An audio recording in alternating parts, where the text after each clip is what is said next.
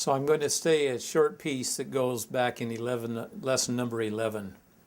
In lesson number 11, I was discussing how to make each key into a sub-cycle. And I went through each of the 8 keys and I skipped over the one on measurement.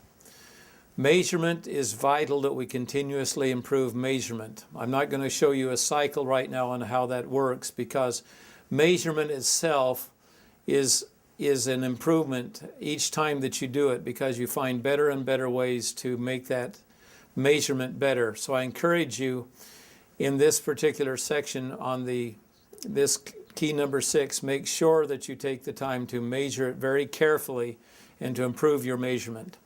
Hello, I'm Royce Kruger. Welcome to the 8 keys. I'm delighted to present to you this lesson, which is a summary of all of the other 11 lessons that we put together. And to do this, I'd like to talk to you about some of my personal motivation of how I put together the 8 keys and what I've learned from the 8 keys myself. And hopefully this will be a useful discussion for you that'll help you wrap up everything else that you've learned. And also I want to, at the end, discuss with you some of the primary applications I hope you're making. I want to go into that in some detail so you have a good action plan when you leave this final lesson, the 12th lesson. You'll notice that the 8 keys cycle that I've put up here this time is different. It's different than I've written it before because I've highlighted 3 words on it, 4 words actually: wealth, happiness, character, and financial. I believe at the core of happiness, you have to have character. I believe you have to have good character. I believe it's extremely hard for bad people who do bad and evil things to be happy. In fact, I don't think they find happiness. They may find a form of satisfaction or they might find some sort of love in life, but I don't think they find real happiness. I think in order to find true happiness in life, you need to build your character on good principles, build your character on doing things that are right and help uplift other people. So the 8 keys is designed to help you purposefully. You take control of managing the development of your character. So as you improve your character, what you're going to do is improve your happiness. I believe as people become healthy people, they become honest, they have high integrity, they find themselves serving, becoming industrious, hardworking, all of those things that your mother wanted you to do. When a person does what their mother wants them to do, they become happy people. Not just because it was their mother's values, because I think there's something about mothers that tap into the universe that know intrinsically what good values are, and they always want the best for their children. It took them 9 months of carrying that baby around, and as they built that baby and loved that baby and served them, and they finally give birth, they really truly want the best for their children. Now, fathers can do the same thing. Loving, caring fathers can do the same thing, but I believe mothers truly have the virtues and the values that they want their children to live. And those good things they want them to have inside of their character. I don't believe mothers go around and teach their children to lie, steal, or cheat. I think they teach them to be good, to be honest, to be outstanding citizens in their community not just because they want their children to be rich or famous. I think it's because they want their children to be loved, be a part of society, and be contributing members of society. So at the core of the 8 keys in the cycle, I want to focus that what we're trying to do is build character and build happiness in people. This is at the center of it. However, I do believe that you need to have wealth to be happy. I don't think you have to be rich to be happy. I think you need to have enough means to take care of yourself, some sort of trade, some sort of value that you can trade for people for food or money that you will enable you to have subsistence to live in this world. I don't think you need to have big homes or you need to have jet airplanes that you own. I don't believe you have to have all of those fancy tools. Not that they're wrong and you can't have them. That's not my point. It's that you don't have to have those things in order to be happy. I think you can be very happy on a minimum amount of wealth, of money in your life. So I think it's important as we build for wealth beyond money, that we're trying to build true happiness in our life, that we have a certain amount of wealth, which I believe requires us to have some understanding of financial principles and ideas. I think we need to build our understanding of financial principles. If we want to build great wealth and have great riches in life, we need to have a great understanding of the financial arena. And in the midst of that, though, I do believe that there can be unscrupulous people who do wrong things, evil things, and they only go out after the money, and they do it in ways that are wrong and that I think are basically evil, that are not right. I don't think those people will be happy with their wealth. I think they may look at their big pile of gold and find some sort of satisfaction in it, but intrinsically deep inside themselves, I think they have misaligned themselves with the principles of the universe, and they will be fundamentally unhappy. So I think if you're going to build great financial wealth, build great character, the strength of character, so that you manage that wealth well, then you will be happy, and then you'll have great wealth in your life. And the 8 keys is purposefully made, all of the 8 keys, to help you build your wealth, your happiness, your character, and the financial riches you have. So it gives you control in doing that. It gives you a step-by-step process that you can use. You can do key 1, then 2, and 3, and 4, 5, and 6, and 7. You can go through all of those keys. And when you go through all of those keys and you do it well, continuously improve, you will find that your character purposefully improves. You'll find that your financial purposefully improves. You'll find greater happiness. You'll find greater wealth in your life.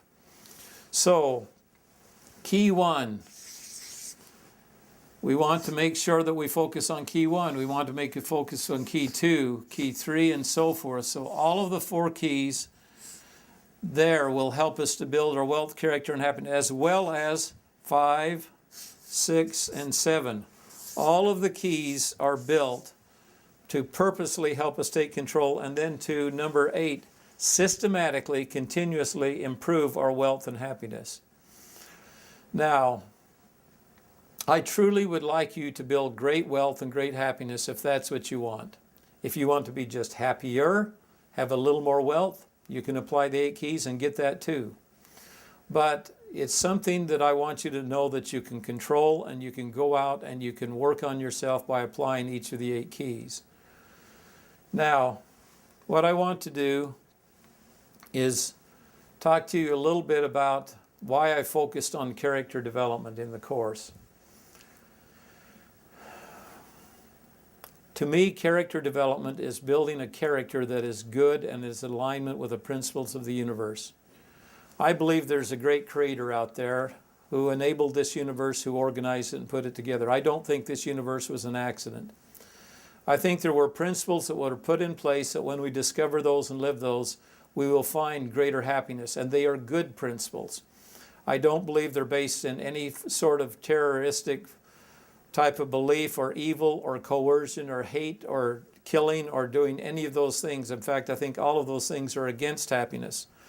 So what I'm looking for is to teach principles that will enable people to be happy. And I think it starts at the core, at the character development you have. Be very careful in the teachers you select. Look for their happiness and their peace that they have. I look at people like the Dalai Lama and I see a very happy person. I look at the person like Mahatma Gandhi, I see a very happy person. I look at people like that who have gone about purposely finding great truths and teaching those and serving other people, and I find very happy people, and that's the type of principles I want to emulate. So emulate the principles of goodness in your life, and then I believe you'll find a deep sense of internal satisfaction, and that will achieve great happiness. If you want to add to that great wealth, I think you can do that. So the strength of your character will be the foundation you have in great character and these great principles. Now, let's move on to the next concept here. What I'd like to do is to ask you to think about what quality of life you would like to live. Would you like to live a life of excellence? Would you like to be a person that has great happiness? Would you like to be a person that has certain possessions or things in this life? As you make that determination, I would ask you to evaluate your thinking. Where are you getting those thoughts? Why do you want to be that way? I think it's very easy for us in this world to fall into the trap of wanting everything that we see and so forth on television, advertising on the internet. We're bombarded by secular things of all the riches that we want to have around us. And I find so many people, when they achieve those, are not happy because they achieve them in wrong ways. They achieve them by being unscrupulous, dishonest, and so forth. Daily I see in the newspaper about politicians or business people or individuals who have been dishonest, who have stolen, who have done things that are against society. Those are not the ways I think people achieve happiness in life. Think about the things that you want that would make you happy. Why do you want them? Is it because you've just learned this as a cultural norm, or do you believe it would be something that would truly make you happy? Take the time to contemplate that and choose the goals about things that would help you to achieve what you truly want in your life.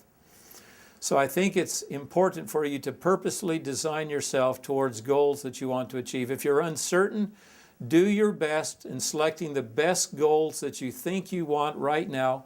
Start working towards those, and then as you work towards them, you will discover if those are the things you want or not. You will find it on your pathway.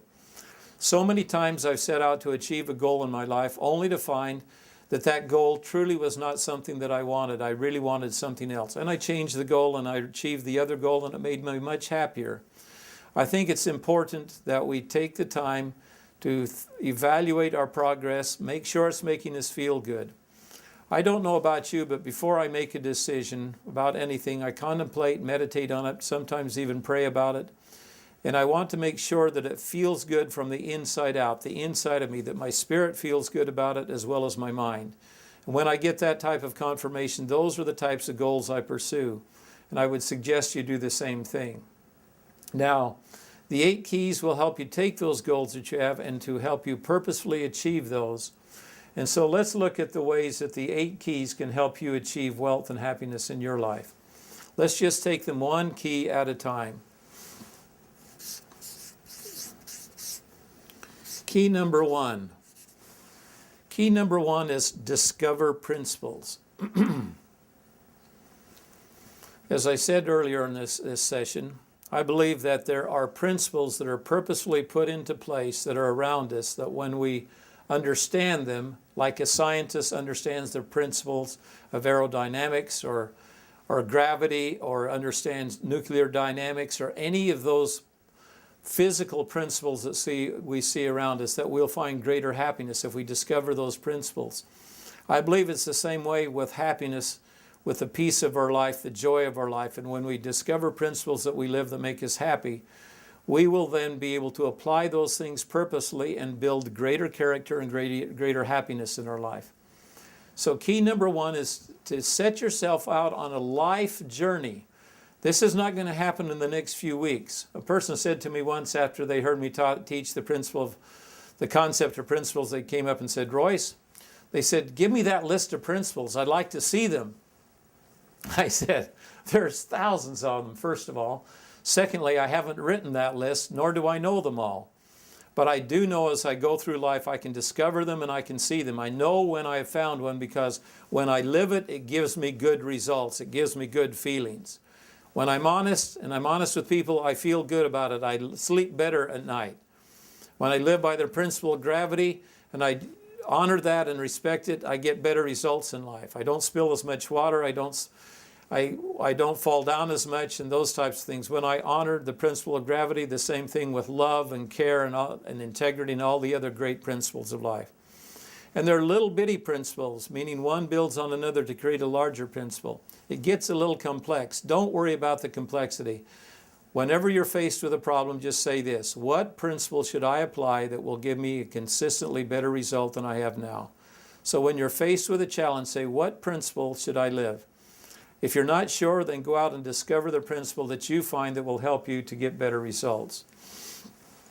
Now, I believe that in key number 1, when you work on principles, what you're doing is you're finding those natural laws that exist in the universe. They're all around us. They're not just the physical laws that we talk about scientifically, but they're also the laws that how we work socially with each other.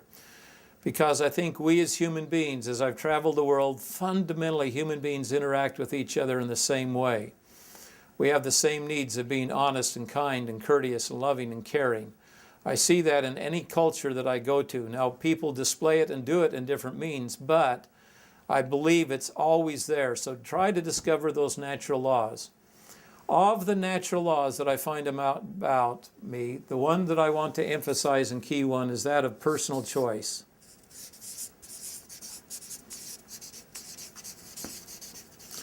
This is a great power we have. This is a freedom that we have. This is the freedom of choice. In any given situation, we can make a choice.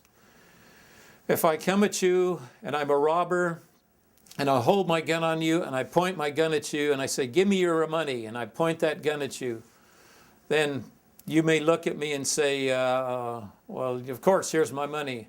And if I ask you, did you have a choice? You say, well, no, I had a gun on me. You didn't have a choice. Yes, you did. The choice you could have made is to have said no. Well, that's true. But you decided to say yes, which is probably in this situation the better choice, to give them your money versus giving them your life. But you always have a choice. Now, maybe choosing when you would come to this world, how you would come to this world, maybe that wasn't a choice. I don't know. Maybe it was. Or when we die, maybe we don't choose that. Well, or do we? I don't know. Maybe. But I do believe as adults, functioning adults, and trying to find happiness and trying to find wealth, we can make the choices to find happiness. We can have the ability to make the choices to make wealth. And we can build our character and our financial knowledge to support that. So one of the great choices we can make are principles is the principle of choice. There's another principle that I really believe in, a deep principle that means a great deal to me, and it's the principle of forgiveness. I don't believe any one of us is perfect. I believe that we make mistakes, and I believe other people make mistakes with us. And when they do make a mistake with us, we should be quick to forgive. Now, it doesn't mean we have to trust them. It means that we forgive them. It doesn't mean that we have to make them our best friend. It means that we have to forgive them. In any given situation, I believe that we should be able to forgive in that situation. It makes no sense to carry that burden and that hate around in our hearts, or that feeling that we have, even if that person has killed a son or a daughter or a friend or a relative or has done a great atrocity. I think in our hearts we have to have the willingness to forgive. Maybe there should be justice done. Yes, that should be left up to the social justice system to assess that. But I shouldn't try to make that justice myself. I should leave that up to the social system and to God. Let them make the justice.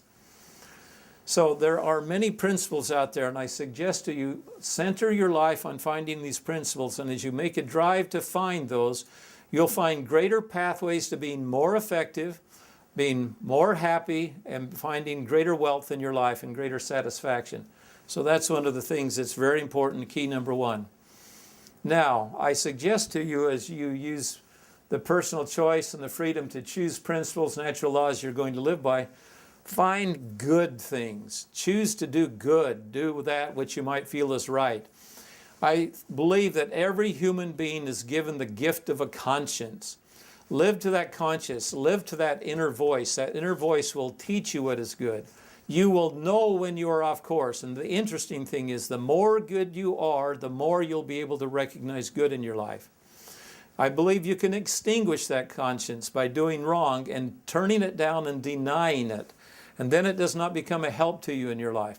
Follow that conscience, honor that, and let it guide you towards good. I don't believe you can be happy by doing bad. I think you can be very happy by doing good.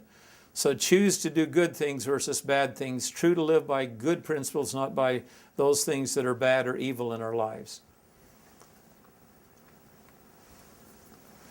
Key number 2.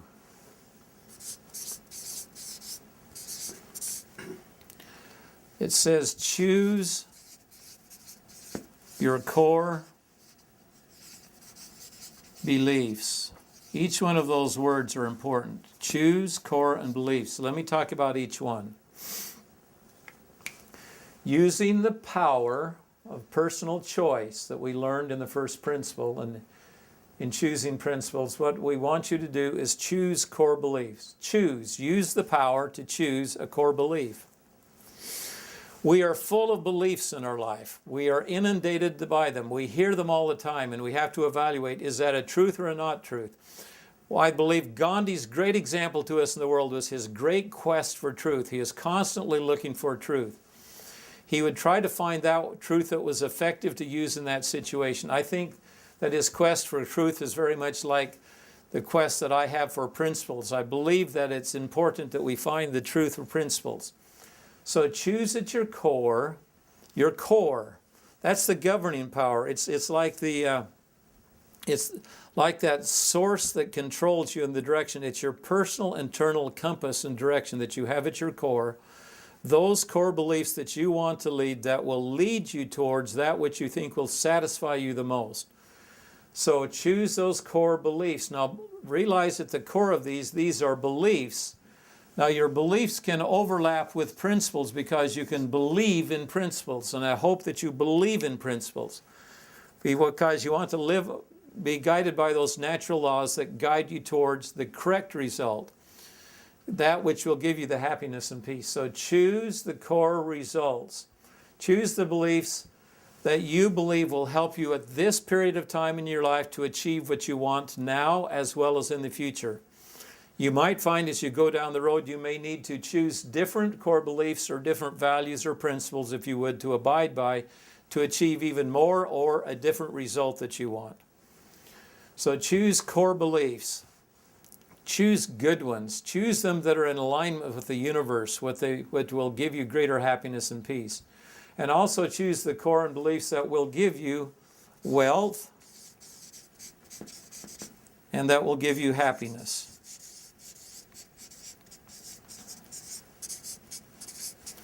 I believe the wealth will be built upon financial principles. And I believe the happiness will be built upon character principles. When you do that, I think you're going to achieve it. Now, beliefs are something that guide us as a compass. When we believe something, that's usually what we do. It's a conscience of a direction. It's a guide that we have. So I suggest that we find that core belief that really works to guide us in the right direction. So take the time to meditate upon this. Don't select these lightly. Don't just sit down today in 5 minutes and say, these are my core beliefs that I want to believe in. You may have already thought about them and you can do that, but most people, it takes them some time to really focus on this and to meditate upon it.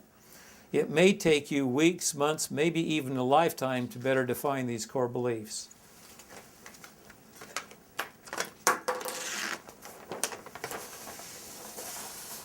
The next segment, I want to talk about key number 3, right goals.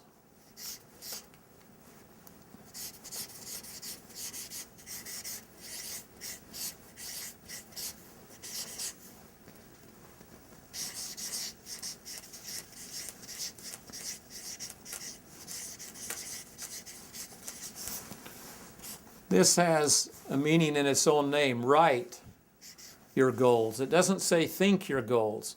It doesn't say choose your goals. It says write your goals. You'll have to choose them in order to write them. Now, what are goals? Goals are specific, measurable achievements you want to make in your life that are things, they are possessions, they are experiences, they are characteristics that you can have inside of yourself. So characteristic can be a goal. It's anything that you can visualize and see that you want that has some sort of tangible and intangible value to you. So these goals will be specific, they'll be measurable, they will have a time limit on them. There'll be something that we're passionate about. And they will have value based upon our core beliefs.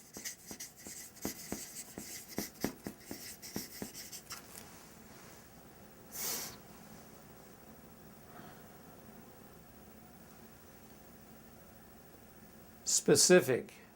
I've said to you earlier, I want a lot of money, not a specific goal. Lot is hard to measure. I want $1 million, very measurable. It's very specific, very measurable. Time limit, I want $1 million in 2 years, 3 years. That's the time limit. Passionate, do I really want it? Be careful here, because do you want it because a friend wants it or because you want it? Is it something that you've seen advertised, or is it something that you really want? Okay. Usually the best way to test if you're passionate about it is put it off a little bit before committing to it, come back to it and see if you have passion next week or the week after before committing to it.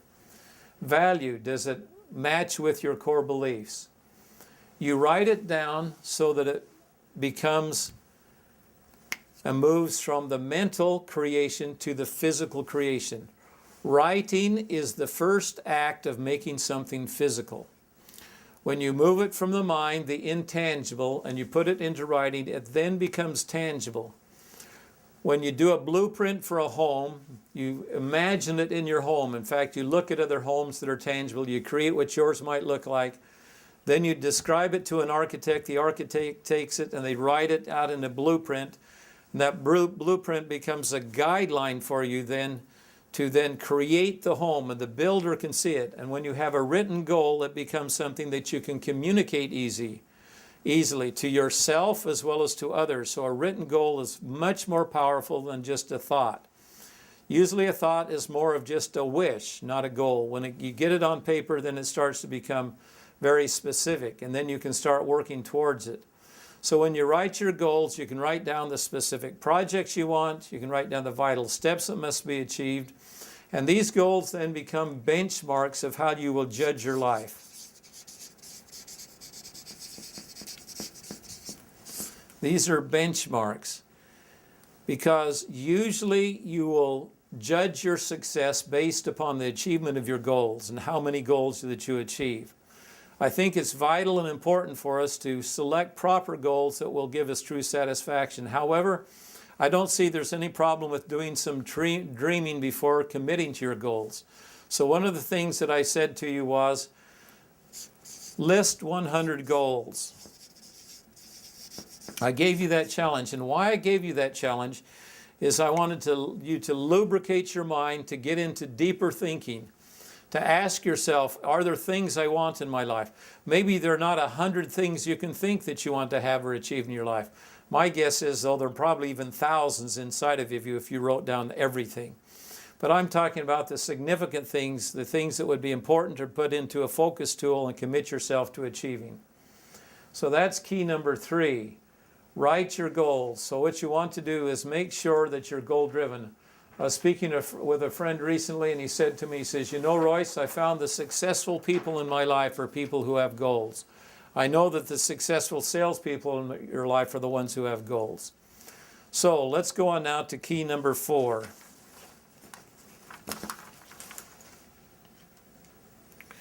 Build relationships and build the relationship skills.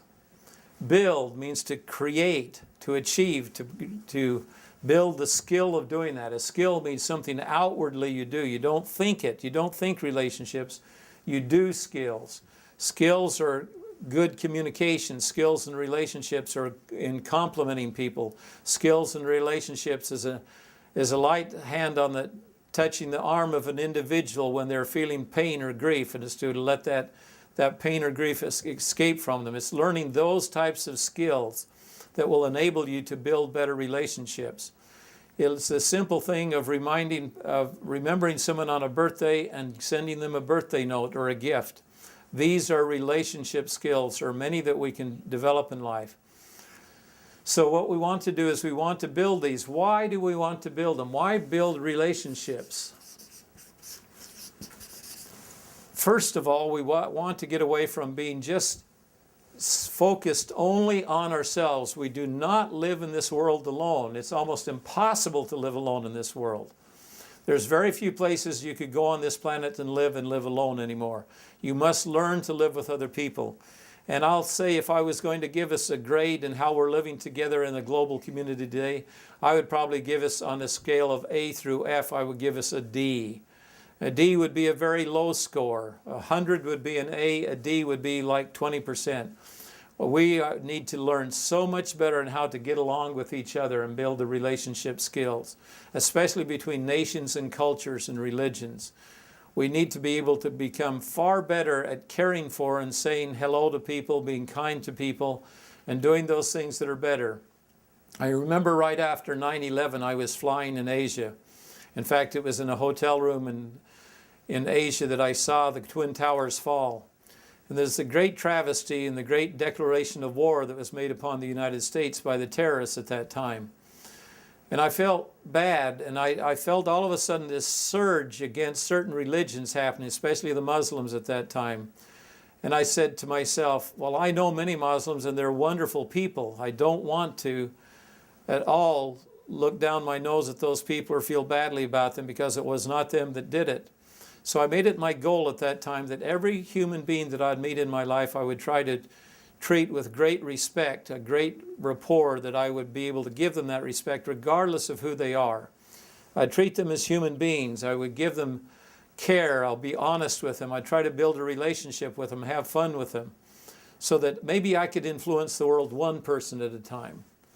That's what my goal is. Just one person at a time. That's fine. That's happy. So I'm talking to you today, so I hope this is a good influence on you. This is what I want you to do, what you to achieve, is find the same happiness and peace that I have by trying to change the world one person at a time. So why do this? We live in humanity. We need to learn how to have quality relationships and get along with other people. Some of our greatest happiness and wealth we achieve through the help of other people. And those people become some of our most valuable treasures. The most valuable treasures I have in my life are my family and my friends. These great friends that I have all around this globe. Great treasures. Relationship building skills will pay us very high dividends in wealth and in happiness. So take the time to learn the core skills. And in particular, in the 8 keys, we talk about communication skills. Because when we learn how to communicate well with people, it dramatically enables us to be far better at being skillful and working with them. Key number 5.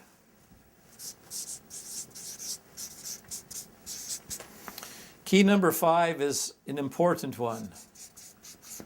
It's called execute. It also means to implement. Execute your plan. This requires you to build an execution plan. You have goals, but you don't have an execution plan. So when you have an execution plan, you know step by step what you're going to do to achieve your goals, at least the best you can do right now. Sometimes the first step is learn how to build a home, because you cannot build a home unless you know how to build a home. So you might have to go through a learning step before you can build the rest of your plan. So when you execute your plan, you work on those well-defined goals you had and the excellent relationships you want to achieve. And it's time to execute that plan to achieve the wealth and happiness that you want. Now, one of the best ways I've found to help people execute their plans is to teach them how to use a focus tool.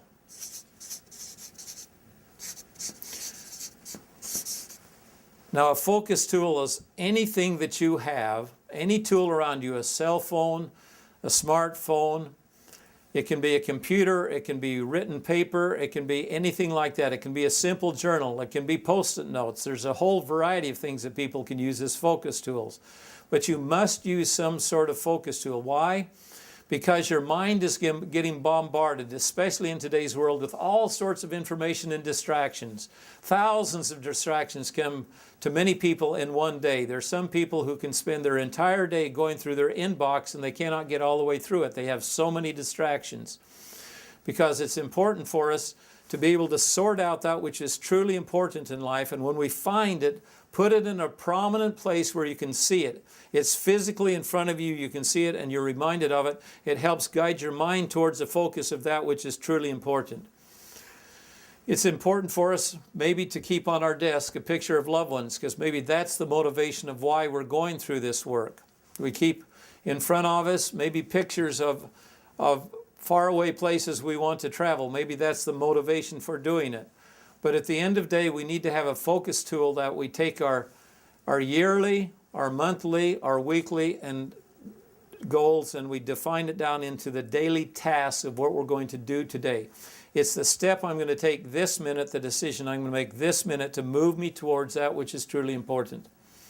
Now, we can be, if we want, serendipitous in life and just float on the life on just a boat on the waters and just be blown around the winds and the waves and so forth. But there's no sense of control.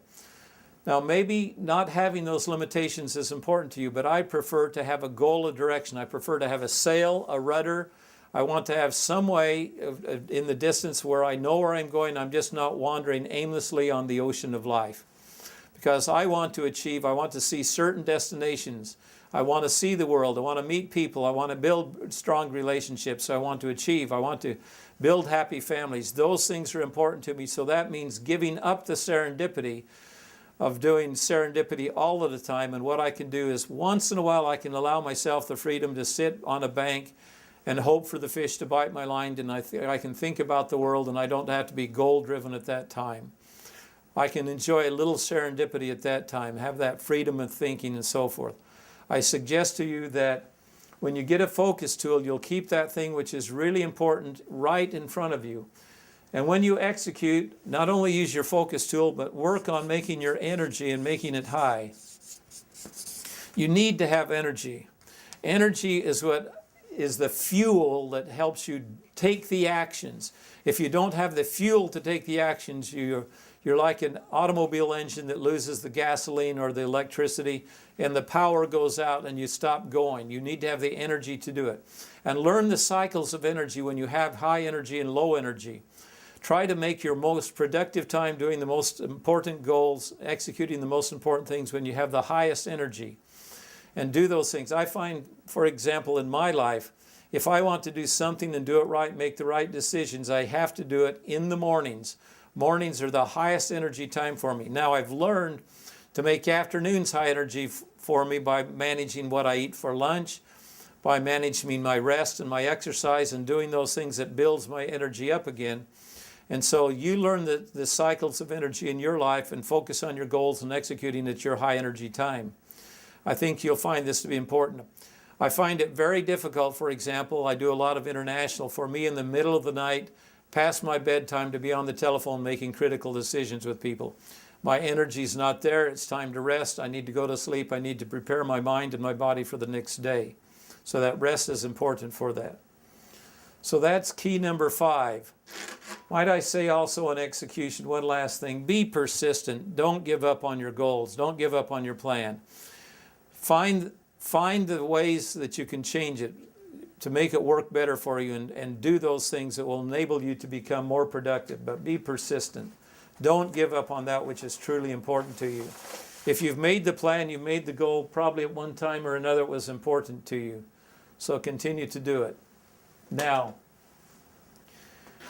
as you're doing key number 5 and you're executing your plan, one of the things I wanted to emphasize is this. So in key 5, when you're into execution, make sure you focus purposefully on building your character. Make sure you build purposely on building your wealth. And do those things that will enable you to build your character. I believe my experience has been in character development, one of the best ways is to use what Benjamin Franklin did. Work on a characteristic during the week. Also, what I like to do is each day, as I like to daily meditate,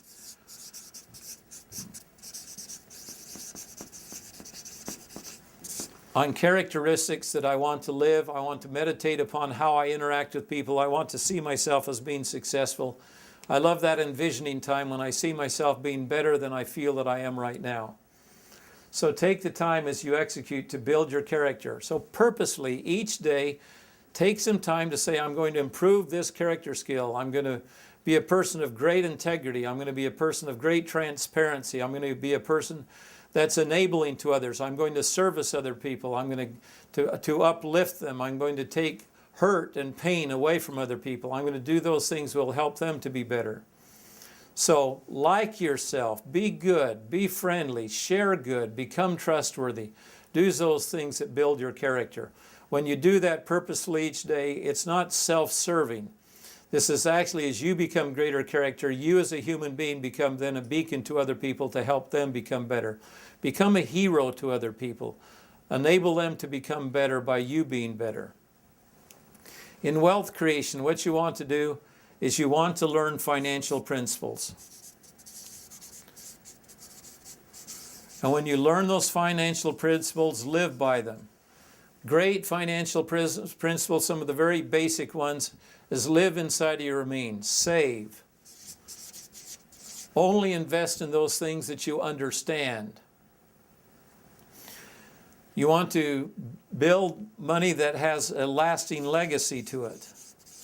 So it's not just money that you spend on yourself, it's money that you can share with other people. It's important that you learn these great principles and then you actually do those principles, apply them. If you have difficulty in learning and studying financial principles, hire someone who does know those principles and make that your financial principle. Hire someone who knows more about it than you do and empower them to do your investing, get them to help you manage your books, do those things that are financially. Maybe your strength is in another area, but take care of financial. Do not leave this unattended in your life, because the great social exchange we have in the world is money, and we must know how to control it and to manage money. It's really vital to us. Key number 6. Key number 6, of course, is to measure results.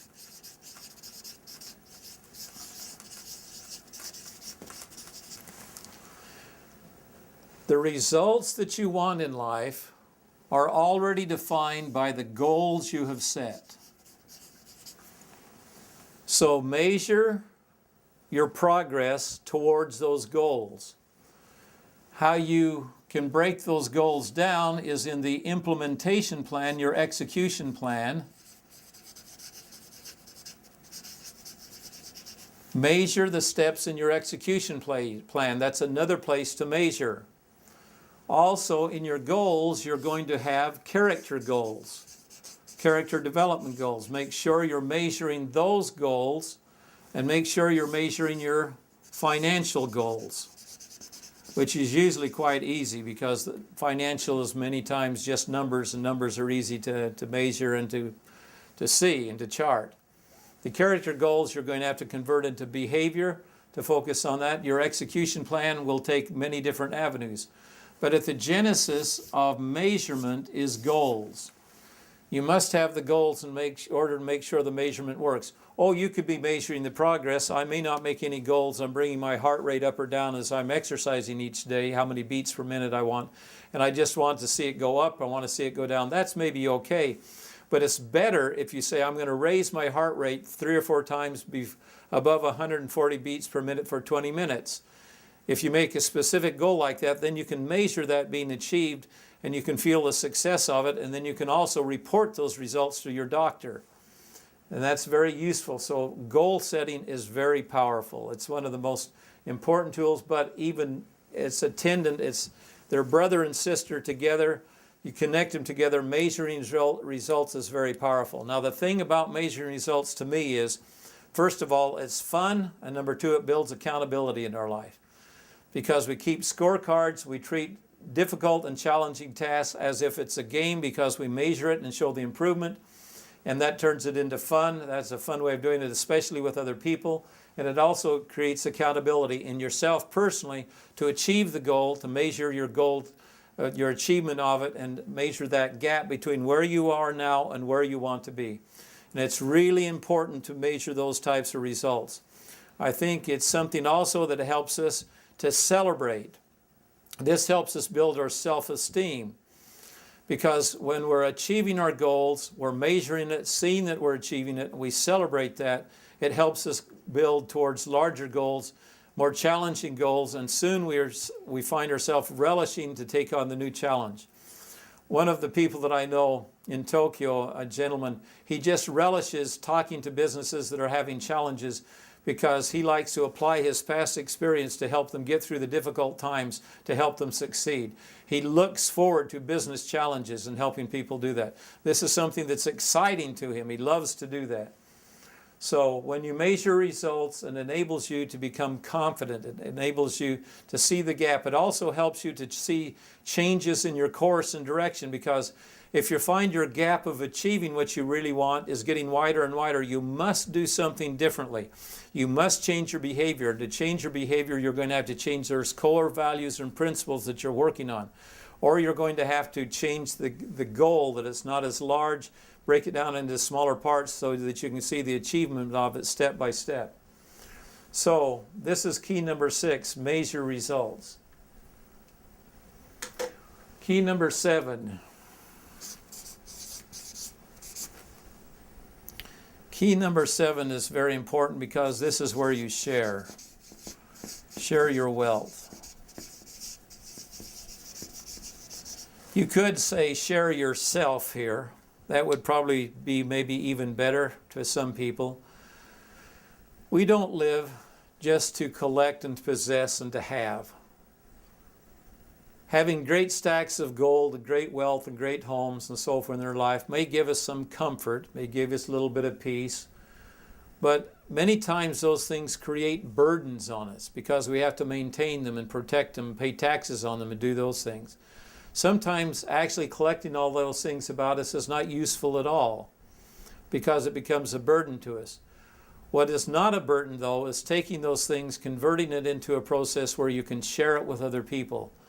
And when you share, there's something that really comes back to you. When you write that check out to make a contribution to help a foundation or a religion or a church, or to do those things that will enable other people, or you help out a friend or a neighbor. Probably one of the great joys I had once is to help a neighbor pay off the taxes on his house so he wouldn't lose his house. That was a wonderful feeling that day, to pay those taxes. What else could have that day been more important for me than to help a neighbor not lose his home? Not through any fault of his own. So take the time to think about how you can share. Don't wait until you have excess. If you're waiting until you have excess, you may never give to charities. Because usually people can always find a way to share, to spend the wealth versus sharing their wealth. What I suggest you do is on your current income, decide a percentage you're going to contribute, 2, 3, 4%. It can start off 1% or less than 1%, but consistently use a percentage and improve that percentage over the years so you continue to contribute to other people and get outside of yourself, become less self-centered, me-centered, and become we-centered. See this world as a large family that you're trying to help become a part of and make it a happy family, and do your best part by giving money to those organizations that use good principles and helping people to get out of poverty, get out of debt, to solve physical issues, financial issues, whatever the charity might be about. You decide. There's just thousands of ways of doing this, many foundations that you can choose, and if not, build your own. So learn the principles of financial wealth, learn to live on less than you earn, find ways to save, find ways to invest, and also find ways to invest in other people by sharing with them. And also make sure that when you share your wealth, it's not just your money, it's beyond money. Make sure that you also share your time and you share your talents.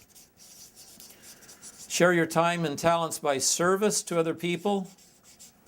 And I think one of the great ways you can serve is by teaching. I think teaching is one of the great ways of sharing. This is key number 7, how to share. Then, number 8, that is in the center of the cycle. That is continuously improve.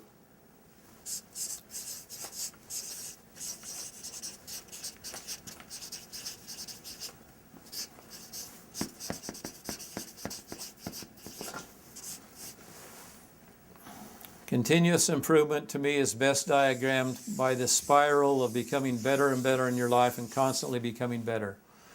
And coming down this spiral at 8 different places are the 8 keys. And take each one of those keys, 1, 2, 3, 4, 5, 6, 7, and 8 in the center, improve in each one of those keys. And as you do that, you'll dramatically increase and improve in the wealth that you have. So those are the 8 keys and how you build greater wealth and greater happiness. Now let me give you a list of specific things that I hope that you have started to embark on to help you apply these. I'm going to give you 10 different items. I suggest, by the way, that you don't work on all 10 of these at once. You select the 2 or 3 that you want to focus on these and do them one at a time. You may start at 1 and work through 10. It depends upon you, where you want to go. So here we go. Number 1. This is a checklist for application of the 8 keys.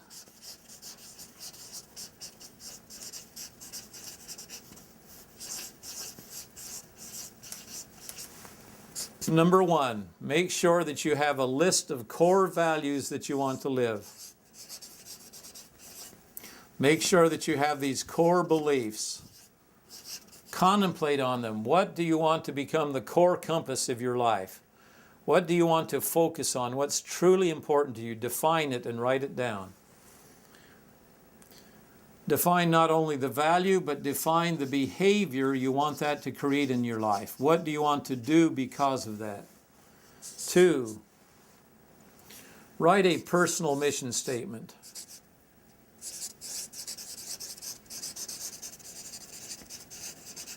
Why? Because it answers the question why. I think a great mission statement is when you discover in yourself that is in harmony with the music of the universe, so that you find the purpose why you are here. Maybe answer the question, why did God create me? That might be the best way of putting it. So what is my personal mission? What am I trying to achieve? What am I going to do in this world? Number 3, make your list of 100 goals. The purpose of the 100 goals is to give you options of what you want to select and choose in life. So open your imagination and list out those goals. You don't have to prioritize them, just write 100 of them. You don't have to stop at 100. If you have more in you, write them down. Use them for a data bank you can go to from time to time as possible things you want to do, and then start selecting them one at a time and commit yourself to doing them. Make sure that you create goals to build your character. I don't hear people say much about this, but I do believe it's important to build character goals. What are the things that you're going to do to build your character? In your application checklist, let's look at the 8 keys. Let's look at number 4. Make sure that you build goals for building your character. Many people overlook this. It's easy to build goals for things. I want a watch, or I want a pencil, I want a pen, but how do I look at myself to improve myself? Look at character improvement goals. You can put this in form of learning music. You can do this in many different ways that you want to build the trust with other people, but find goals and set them and do them each day. Number 5, create financial goals. This one's easy. If you're going to get to wealth goals, you need to have financial goals, so make a list of financial goals. These can be part of your 100 goals if you want. These can be combined together, so 3, 4, and 5 may go together. And for number 6, we want to make sure that we build some good financial goals. Now, financial goals are usually very easy for people to achieve because they look at money in the bank, how many stocks they have, they are measuring their improvement. Many of the financial brokerages and institutions that work with them will send them graphs and charts, and they can see that their financial holdings improving. But it's still important that you do it and understand the principles behind these financial goals. So number 6, let's go to 6. 6 is we want to create a plan for building personal relationships with other people.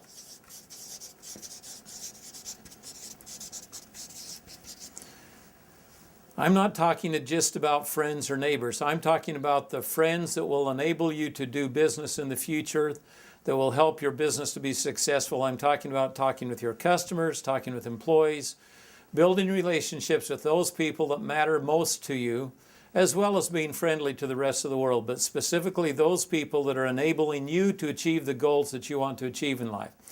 You're not building the relationship just to get the benefit from them. You're building the relationship with them because you want to have a solid, high character, high quality relationship with those people that you do business with. You don't look at it as it's something that's transformational. You look at it as if it's something that will help you become highly effective in dealing with them. So plan which relationships, who do you want to build them, and how you're going to build it. What is the plan you're going to do there? Number 7. 7 is make sure that you have a focus tool. A focus tool that will keep you focused on that which is truly important in your life. Your goals, your character goals, your wealth goals. It is a tool that you carry around with you that keeps you focused on what's really important in your life. It can be a place you go to for meditation. You can have your mission statement there. You can do many things inside of a focus tool. But its number one purpose is to help you each day focus on doing those tasks that will help you achieve what is truly important in your life. On your checklist, number 8. This is the continuation of our checklist. Number 8. Make sure that in your application workbook, you draw from that ways you're going to measure your success. Constantly be finding measurements. How do you measure your success each day? How do you measure it during the week? How do you measure your character goals? How do you measure your financial goals? Take those measurements and make a book of measurements. Put it in your focus tool. Measure probably 2, 3, 4 things that are really important to you. Don't try to measure everything. One of the biggest problems big corporations have is they try to measure everything.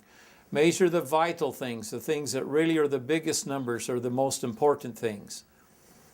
Number 9 on your checklist of application results, you want to make sure that you have a plan for creating wealth. This plan will guide you in your measurement and so forth. And number 10 is make sure that you have a method for continuously improving. So your method for continuous improvement. If you have these 10 things, my guess is you will apply the 8 keys will equal great success to you. It will help you achieve your goals. It'll help you achieve your greater wealth. It'll help you achieve greater happiness in life. So what do you do beyond the 8 keys? Now that you've studied the 8 keys and you've worked through it, if you got these application goals, well, continue to improve on it so you continuously revisit it. Good books that I read, good courses I go through, I study them several different times and I glean from them. What you may want to do beyond this is you may want to join one of the seminars or workshops that I do that are live. You might want to make contact with us and do some sort of personal coaching. Look for future books on how to be a successful entrepreneur, on a book on how to use the power of forgiveness. Another book will probably be around the area of freedom. Those will come later. And you can go to the website at royce.jp. And you'll see other suggestions of how you can contact and work with the content that I represent. Thank you very much. It's been a pleasure sharing with you the 8 keys.